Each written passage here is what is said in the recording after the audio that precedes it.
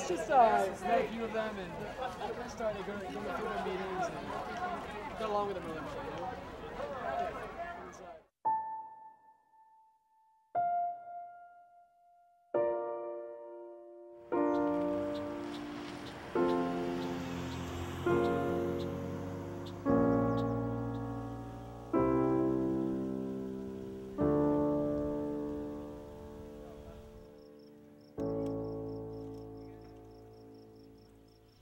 Hashomer Hatzair is one of the first Zionist Jewish youth movements.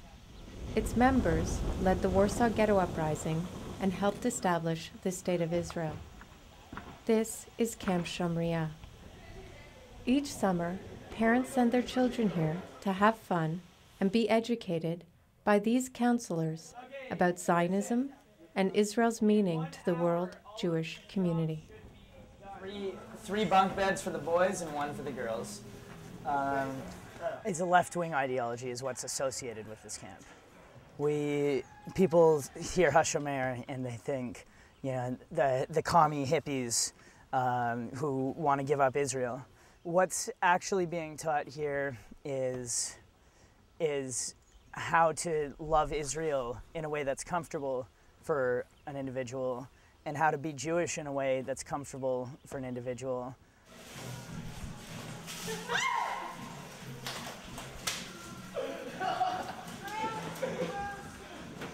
How I see it is that we are like a left-wing movement, but we're also like strong supporters of Israel. And that's not that often these days, like, at least in Canada.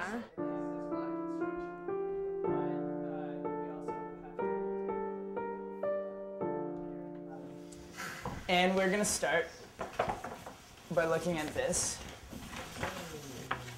The word, Zionism. And look at it and think about it for a moment. And I want to get some words that it makes you think of. Hey, occupation. Post-Zionism. Suicide bomber. Confined. Limited. Racist. We got that. Did you put down colonialism? No. Did you put down Herzl? Right of return. The future. Some of the people that are most outspoken are the ones that would have the more extreme, in my opinion, views against Israel. Fascism. What you said? Did you just trail off? I said you can go parallel to another organization like fascism. Zionism. Israel?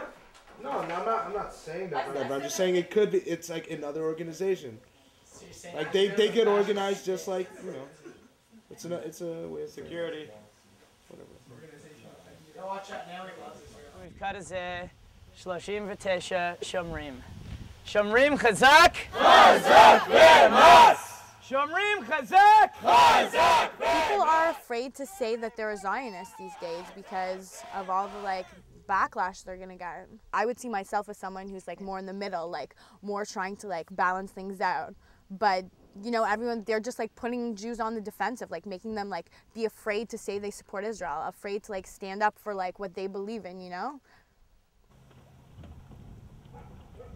I think that hardcore dream of moving to Israel to settle the land has been replaced by either apathy or, on one hand, or other ideals for Israel on the other hand.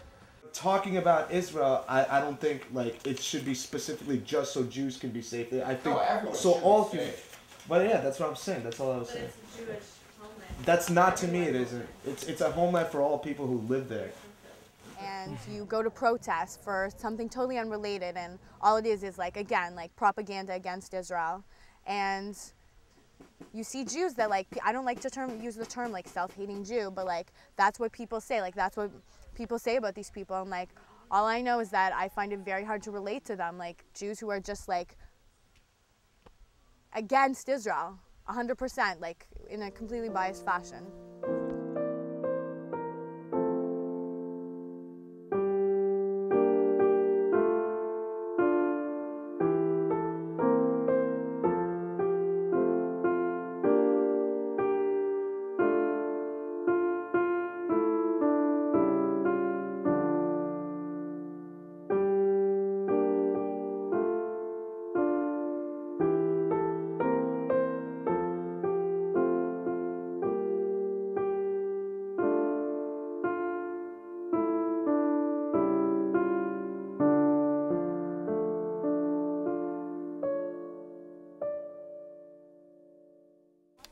it's not something I believe. It's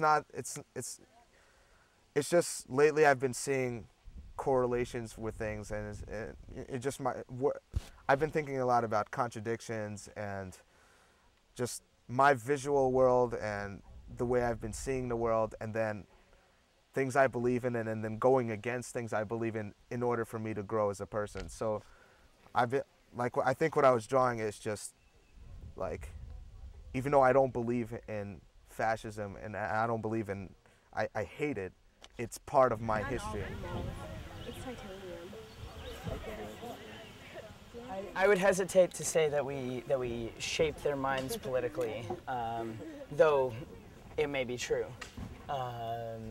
because our goal isn't to mold people, but to teach people to mold themselves, which sometimes does conflict with other goals, like believing in Israel.